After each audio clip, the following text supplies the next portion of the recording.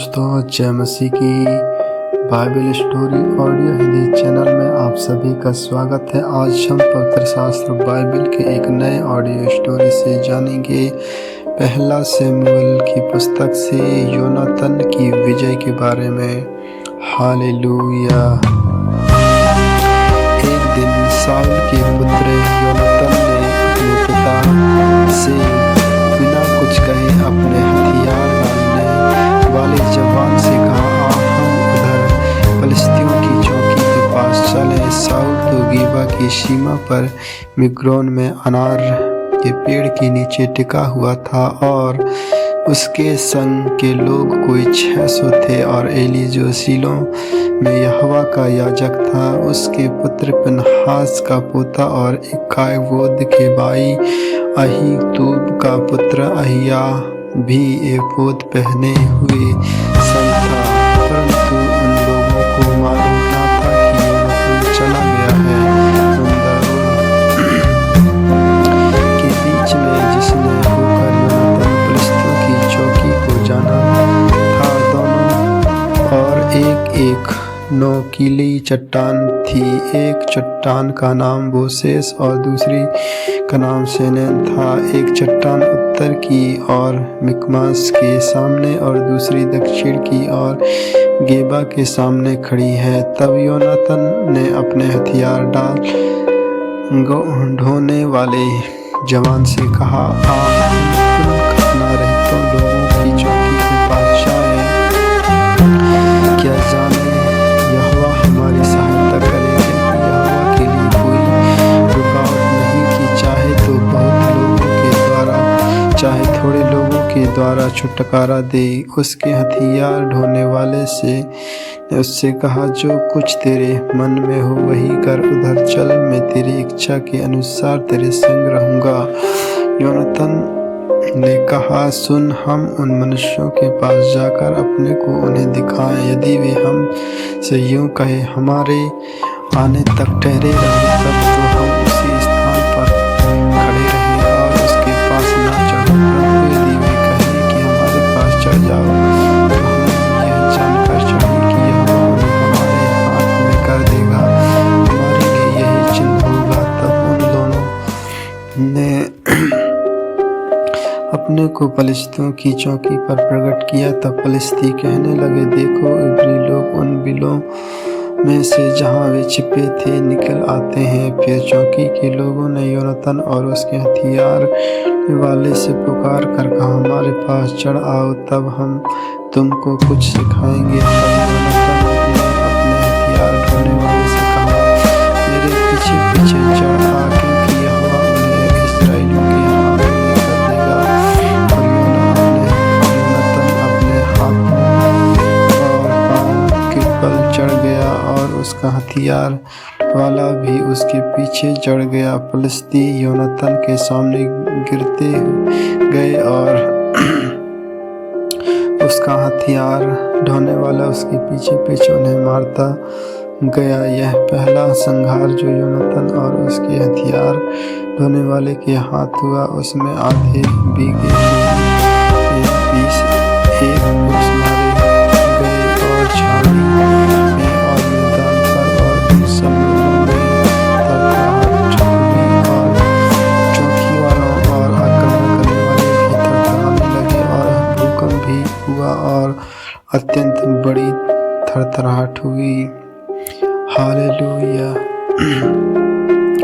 फलिस्तियों की पराजय। बिन्यामीन के गिबा में शाऊल के पहरुओं ने दृष्टि करके देखा कि वे भीड़ घटती जा रही है और वे लोग उधर चले जा रहे हैं। तब शाऊल ने अपने साथ के लोगों से कहा, अपनी गिनती करके देखो कि हमारे पास से कौन चला गया है। उन्होंने गिनकर देखा कि योनातन और उसका हथियार ढोने वाला यहाँ नहीं है। तब शाऊल ने अहिया से कहा, परमेश्वर का संदूक इधर ला।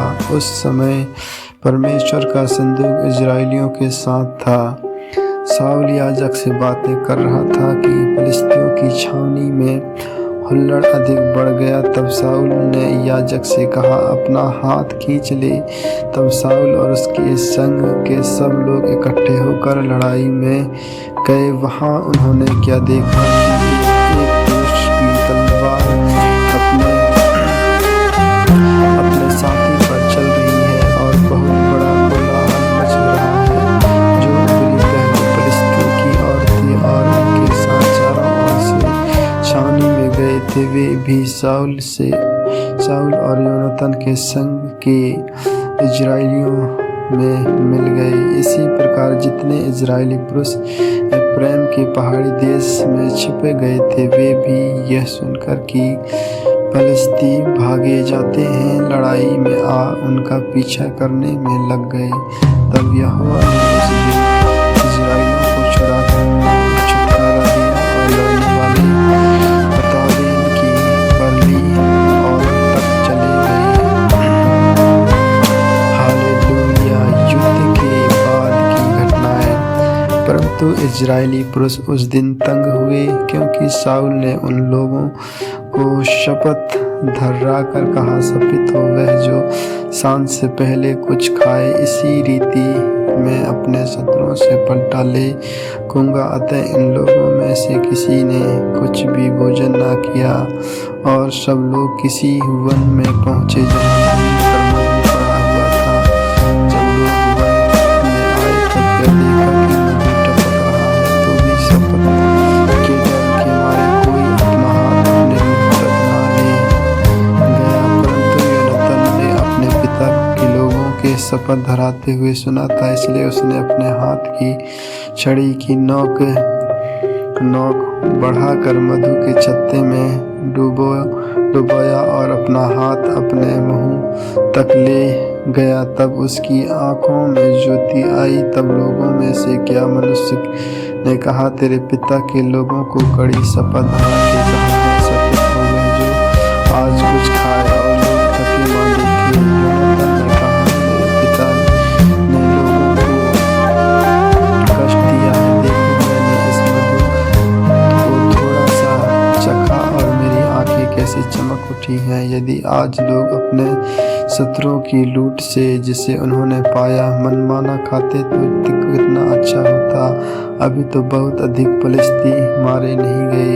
उस दिन वे मिकमास से लेकर अय्योन तक फलिश्तियों को मारते गए और लोग बहुत ही थक गए, इसलिए वे लूटे और बकरी, गाय, बैल और बछड़े लेकर भूमि पर मार का मांस लहू समेत खाने लगे। जब इसका समाचार शाऊल को मिला कि लोग लहू समेत मांस खाकर यहोवा की उत्पात करते हैं, तब उसने कहा, तुमने तो विश्वासघात किया है। अभी एक बड़ा पत्थर मेरे पास लुढ़का दो। फिर शाऊल ने कहा, लोगों के बीच में इधर उधर फिर के उनसे कहो, अपना अपना बैल और भेड़ शाऊल के पास ले आओ और वही बलि करके खाओ और लहू समेत खाकर यहोवा के विरुद्ध पाप न करो। तब सब लोगों ने उसी रात अपना बैल लेकर वही बलि किया।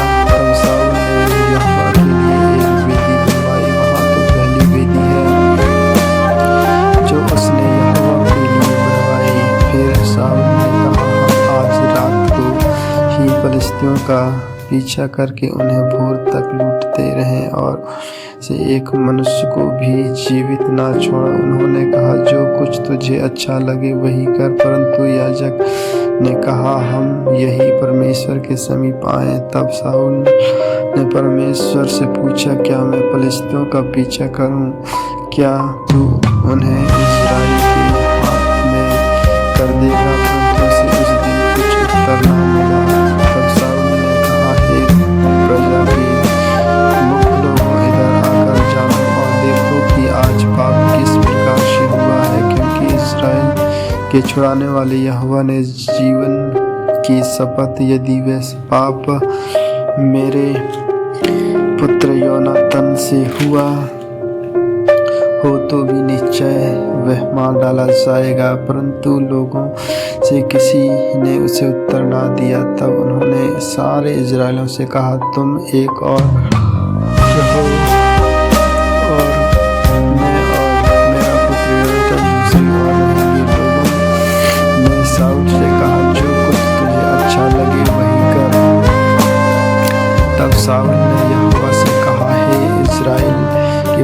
हमेशा सत्य बात बता। तब चिट्ठी योनातान और शाऊल के नाम पर निकली और प्रजा बच गई। फिर शाऊल ने कहा, मेरे और मेरे पुत्र योनातान के नाम पर चिट्ठी डालो। तब चिट्ठी योनातान के नाम पर निकली। तब शाऊल ने योनातान से कहा, मुझे बता कि तू क्या किया है। योनातान ने बताया और उससे कहा, मैंने अपने हाथ की छड़ी की नोक से थोड़ा सा मधु चख लिया था और देख मुझे मरना है। शाऊल ने कहा, परमेश्वर ऐसा ही करेगा, इससे भी अधिक करे। हे योनातान, तू निश्चय मारा जाएगा। परंतु लोगों ने शाऊल से कहा, क्या योनातान मारा जाए जिसने इस्राएलियों का ऐसा बड़ा छुटकारा किया है? ऐसा न हो। यहोवा ने जीवन की शपथ, उसके सिर पर एक बल भी भूमि पर गिरने न पाया, क्योंकि आज के दिन उसने परमेश्वर के साथ होकर काम किया है। तब प्रजा के लोगों ने योनातान को बचा लिया और वह मारा न गया। तब शाऊल फिलिस्तीयों का पीछा छोड़कर लौट गया और फिलिस्ती भी अपने स्थान को चल गए। हालेलुया। शाऊल का राज्य और उसका परिवार। जब शाऊल इस्राएलियों के राज्य में स्थिर हो गया, तब वह मोआबी, अम्मोनी, एदोमी और फिलिस्ती अपने चारों ओर के सब शत्रुओं से और शोबा के राजाओं से लड़ा और जहाँ जहाँ वे जाता वह जय पाता था। फिर उसने वीरता करके अमलेकियों को जीत ली और इस्राएलियों को लूटने वालों के हाथ से छुड़ाया। शाऊल के पुत्र योनातान यिश्वी और मल्कीस थे और उसकी दो बेटियों के नाम ये थे। बड़ी का नाम तो मेरबा और छोटी का नाम मीकल था। और शाऊल की स्त्री का नाम अहीनोअम था, जो अहीमास की बेटी थी। उसके प्रधान सेनापति का नाम अबनेर था, जो शाऊल के चाचा नेर का पुत्र था। शाऊल का पिता कीश था और अबनेर का पिता नेर एबियल का पुत्र था। शाऊल जीवन का फिलिस्तियों के संग्राम करता रहा। जब शाऊल को कोई वीर या अच्छे योद्धा दिखाई पड़ा, तब उसे अपने पास रख लिया। आमीन आमीन। खुदावंद यीशु मसीह नासरी के नाम से जीवित और पवित्र वचन को मानता हूँ, पिता सुन और आमीन। अपने परमेश्वर अपने वचनों के द्वारा सीजदे और ऑडियो स्टोरी सुनने के लिए बाइबल स्टोरी ऑडियो चैनल को लाइक और सब्सक्राइब करिए। सबको